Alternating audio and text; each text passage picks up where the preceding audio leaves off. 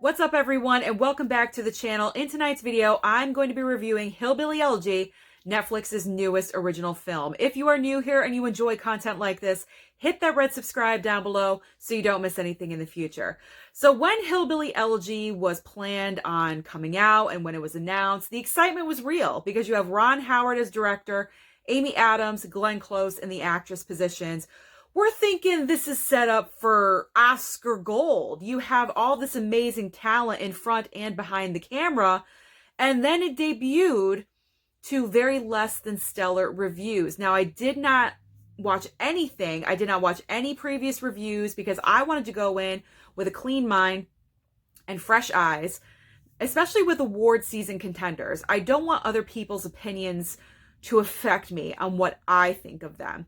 So when I sat down and watched Hillbilly Elegy for myself, there are some positives and there are some negatives. I'm going to tell you that right now, and I am going to go over both. But overall, it's not a bad film. Now, what is this movie about? Hillbilly Elegy, what is this about? Well, this is based off of the memoir of JD Vance, who is the son of Amy Adams in the movie. Now, when we see him in the beginning of the film, he is at Yale Law School. He's trying to get an internship at a firm when he gets the phone call from his sister that his mom has overdosed on heroin, and he goes back home to try to get his mother into a rehab situation. And throughout the course of the movie, their history and the mom's history, the grandmother's history is told through flashbacks. So you can get the sense of what is going on with this family, what their turbulent history of what they're dealing with, and what is going on. Now, I do have to say there are some moments where the acting is heightened, yes. But overall, I am going to say a lot of people are criticizing Amy Adams where she's overacting the part. She's too dramatic. She's going overboard. But I can tell you from my own personal experience, this is not mine. However, a lot of people don't know this. I was married to a drug addict. At the time, I did not know. I did not realize this. 2 years into our marriage failed because I discovered it. He was using heroin. And I can tell you from my own personal experience that drug addicts behave that way. She was not overreacting, in my opinion, because when you're a drug addict, all you're concerned about is where you're getting your next fix from. And that's all she cared about. She didn't care about her children. She didn't care about her job. She didn't care about her future. She didn't care about her parents. She didn't really care about anything. All she wanted was her next fix. That is where their focus is.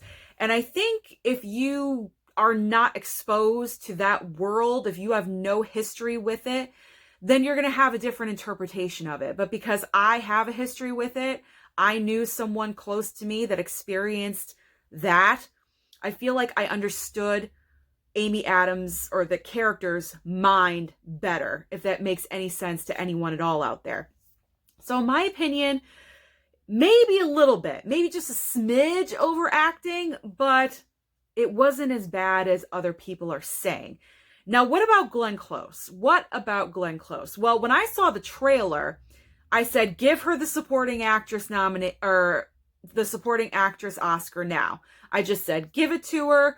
This is it. This is her redemption for losing 2 years ago. Do I still stand by that statement? So far, I am going to say yes. I enjoyed her performance a lot. She cared about her grandchildren. She was torn with what was happening with her family, with her daughter, how everything was falling apart because she knew on the inside she was the cause of it. Because of how she brought up her children, this is the effect onto her grandchildren. That's a very complicated thing. That's very, very complex. And I thought she played it well. It was multi-layered. I enjoyed her performance. I liked it. I'm saying right now, I would not be surprised if both actresses did get a nomination. However, Amy Adams will not win. She will not win. Glenn Close, I could see her winning. I could potentially see her winning. It all depends on what other actresses are going to get nominated in the category. What I can appreciate about this film the most is that it put a spotlight on a lifestyle and a type of people that don't normally get their stories told. Hollywood is glamorous, and they like to tell stories that fit a certain mold. And the family and the type of people that are showcased in this movie are not your stereotypical glamorous people and they look perfect, they act perfect, everything is perfect.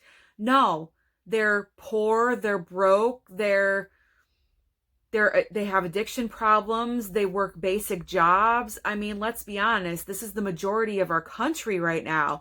It puts a spotlight on what is real and going on in our society today.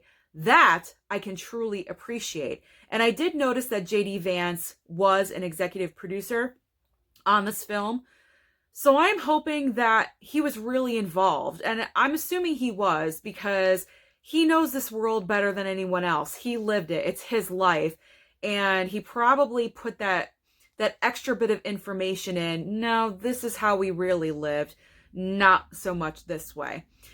So those are the positive sides. What are the negative sides? Well, in my opinion, even though I love Ron Howard, I think he's a brilliant director. He's great at what he does. He's been doing it forever.